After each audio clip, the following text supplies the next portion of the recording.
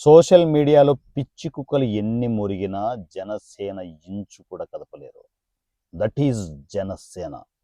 జనసేన ఎంత స్ట్రాంగ్ అవుతుందనేది నేను చెప్పాల్సిన అవసరం లేదు. జనాలే చెప్తారు. 2029 పండగ వైఎస్ఆర్సీపీ జగనన్న ఈసారి గట్టిగా ఉంటుందన్న. నీకు మోత గట్టిగా ఉంటుంది. నువ్వు డబ్బులు ఖర్చు పెడుతున్నావు, జనాలను ఇష్టం వచ్చినట్టు రెచ్చగొడుతున్నారు, ఏమన్నా చేస్తున్నాం. మనం చేసే పనులన్నిటినీ సాక్షాత్తు ప్రజలు చూస్తున్నారు.